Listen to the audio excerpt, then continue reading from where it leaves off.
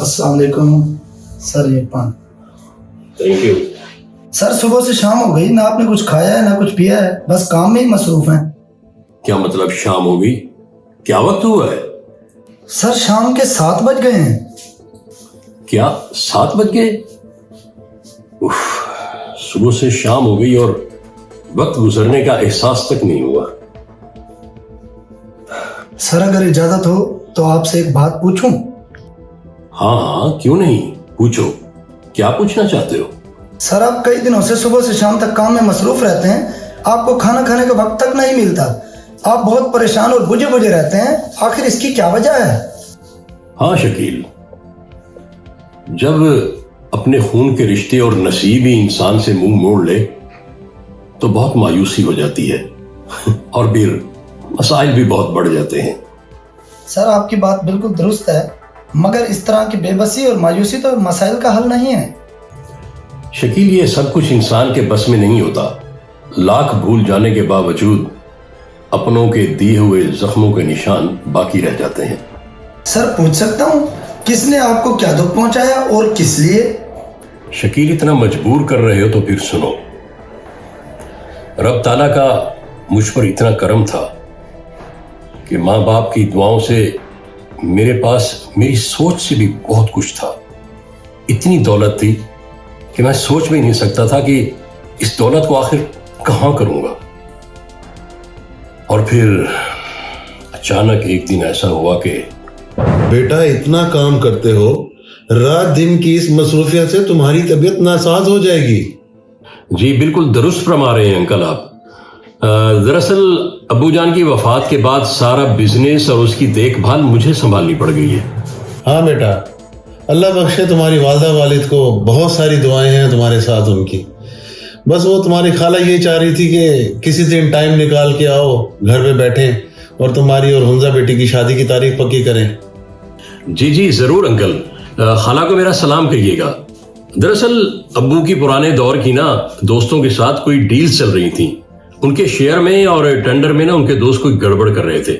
मैंने अपनी सारी इन्वेस्टमेंट उसमें कर दी है। दुआ करें कोई कामयाबी हो जाए तो खुशी के साथ मिठाई लेकर आपके पास हाजिर होगा बैठकर शादी की तारीख भी तय कर लेंगे। हाँ ये तो बात सही कह रहे हो बेटा, वो तो आपकी बात सही है। बस वो हुंजा बेटी कह रही थी कि वो गोल्ड के 2 सेट और वो गाड़ी समझ रहे होगे ना आप बेटा? जी जी अंकल, मैं आपकी सारी बात समझ रहा हूँ। बस दुआ करें जिस तरह हुंजा चाहेगी वैसे ही होगा। ठीक है बेटा, वो तो बात आपकी सही है। बस वो मैं ये कह रहा था कि जो एसी आपने लगवा के दिया ना, वो 80,000 का बिल आ गया घर पे ना, तो बाकी तो आप खुद समझते होगे बेटा। आप परेशान क्यों होते हैं अंकल? 80,000 हो या लाख हो कोई ऐसी बात नहीं। ये ले, ये कुछ रकम रख ले आप, बल्कि ऐसे करें कि ये ले, ये 1 लाख रुपया है। बिल भरने के बाद बाकी आप रख लीजिएगा। ठीक है अंकल, मेरे लायक कोई और हुक्म आकाम हो तो बताइएगा। मैंने एक मीटिंग में जाना है, फिर मुलाकात होगी। खाला को और हुंजा को सलाम दे दीजिएगा। ठीक है बेटा, जीते रहो, अल्लाह ताला तुम्हें बहुत खुश रखे। मैं सलाम कह दूंगा। बस शकील, फिर वो बदनसीब दिन आ गया। टेंडर तो मैंने विन कर लिया, मगर बिड में अब्बू के दोस्त का एक बेटा शेयर होल्डर था। मेरे एतमाद को पाश पाश करके मुझे धोखा देकर समंदर पार फरार हो गया। बहरहाल इस डील में मैं आप दोनों को वेलकम करता हूं। हुंजा साहब, इस टेंडर में इंशाल्लाह हमें कामयाबी लाजमी होगी। लेकिन मैं ये चाहता हूं वसीम साहब के कोई ना कोई गारंटी के लिए स्टाम्प पेपर तहरीर कर लिया जाए। गारंटी की क्या जरूरत है अमजद साहब? आपके और मेरे वालिद की 25 साल पुरानी दोस्ती है, तो इसमें गारंटी की कोई जरूरत नहीं। बात तो आपने बिल्कुल दुरुस्त की। 25 साल की इस दोस्ती से बढ़ के कोई गारंटी हो भी नहीं सकती। चले ठीक है, आपके एतमाद को देखते हुए मैं ये 1.5 करोड़ का चेक आपके हवाले कर रहा हूं, तो कोशिश कीजिएगा कि मेरे एतमाद को ठेस ना पहुंचे। आप बेफिक्र रहें अमजद साहब। ओहो सर, वो तो वाकई आपके साथ बहुत बड़ी ज्यादती और फ्रॉड करके गया है वो। शकील, दुख इस बात का नहीं कि वो रकम लेकर फरार हुआ था। दुख इस बात का है कि वो अब्बू के 25 साल पुराने दोस्त का बेटा था। ये तो थी ना एक दोस्ती की कहानी। अब जरा सुनो अपने खून के रिश्तों ने मेरे साथ क्या किया।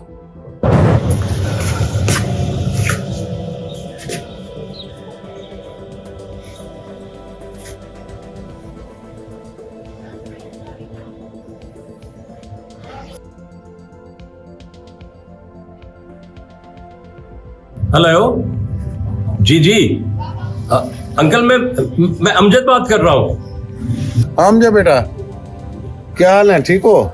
खैरियत है?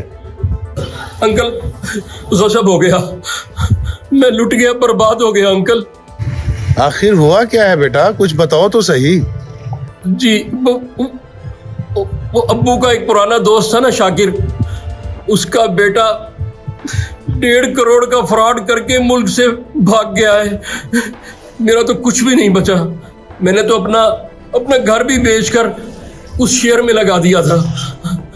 जी जी। जब बच्चा ही कुछ नहीं है तो फोन किस लिए कर रहे हो? बंद करो फोन। अंकल मेरी बात तो सुने।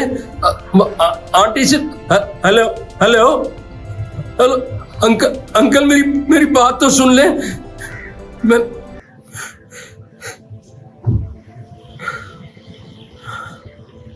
सब मतलब के रिश्ते हैं। इस मुश्किल वक्त में अपनों ने भी साथ छोड़ दिया। कहां रहूंगा, कहां सोऊंगा? जाहिर है फुटपाथ पे ही सोना पड़ेगा अब मुझे।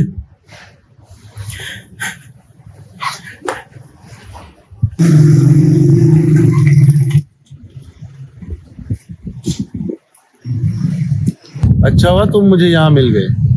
घर तो तुम्हारा रहा नहीं, कहाँ कहाँ मैं तुम्हें ढूंढता फिरता। हाँ अंकल, मैं भी यही सोच सोच के परेशान हो रहा था कि आखिर कहाँ जाऊंगा।